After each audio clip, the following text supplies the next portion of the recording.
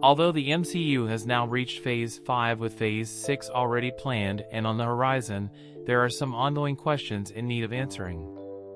Officially kicking off with Ant-Man and the Wasp: Quantumania, the second chapter of the multiverse saga promises to keep building off concepts introduced in Phase 4 such as alternate realities, variants, and incursions. Likewise, Phase 6 will bring the current saga to a close with films such as Avengers: The Kang Dynasty and Avengers: Secret Wars. That being said, there are still some major questions and mysteries, with some dating back to Phase 3 and several from Phase 4 that still need to be addressed. Not only are the statuses of several heroes still up in the air, but there's also the question of an entire team's existence that needs to be revealed, the power levels of new villains, and the oldest question of all regarding a certain building's ownership. Here are some of the biggest MCU mysteries Phases 5 and 6 could and should answer. One of the MCU's biggest ongoing mysteries comes from 2017's Spider-Man: Homecoming. After 6 years, there haven't been any concrete clues as to who might have purchased Avengers Tower from Tony Stark. According to Spider-Man: Homecoming, Iron Man sold the building after constructing Avengers HQ upstate. However, Loki did feature an alternate version in the Void at the end of time, having been rebranded as King Tower. In the comics, King Tower is owned by Mr. Griffin, a variant of Kang who bought Avengers Tower from Stark. At any rate, the prevailing theory is that it's become the home of the Fantastic Four known as the Baxter Building. At the end of Eternals, the titular immortal heroes prevented the birth of Tiamat, a new celestial whose creation would have destroyed the Earth.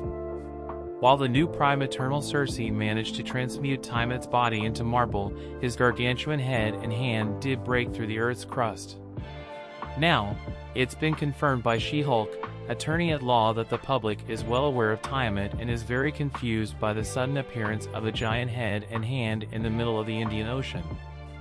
As such, the MCU needs to reveal what the global response will be to such a massive change in the global landscape. Marvel's Phase 4 confirmed that not one but 2 mutants already exist in the MCU. Rather than being an Inhuman as she is in the comics, Kamala Khan was confirmed to have mutant genes at the end of Ms. Marvel. Likewise, Namor was confirmed to be one of Earth's oldest mutants in the MCU as revealed in Black Panther: Wakanda Forever. As such, does this mean that the X-Men team of mutants already exists in the MCU?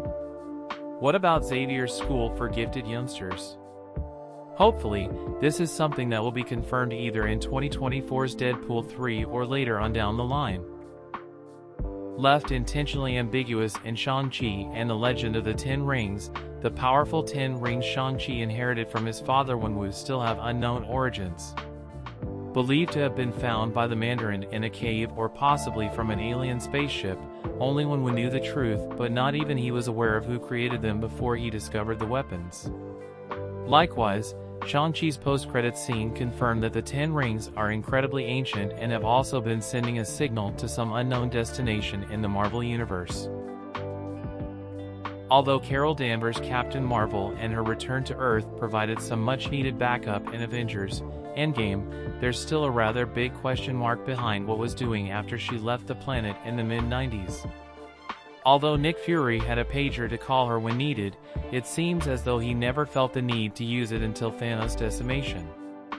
As such, the best guess is that Carol became a cosmic hero and protector of the Skrulls during the almost 3 decades she was gone. However, it would be great if the Marvels were to confirm the specifics and if she ever briefly came back to Earth before 2023. Thanks to Spider-Man: No Way Home and She-Hulk, attorney at law, Charlie Cox's Daredevil is officially part of the MCU.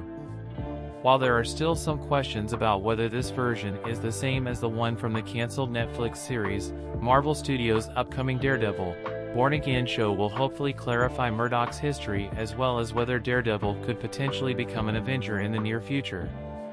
It would certainly be exciting to see the Man Without Fear join Earth's mightiest heroes against the likes of Kang the Conqueror in Phase 6.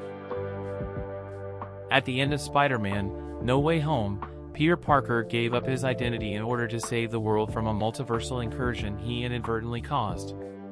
In order for Doctor Strange to seal the rift, the entire world had to forget Peter Parker existed.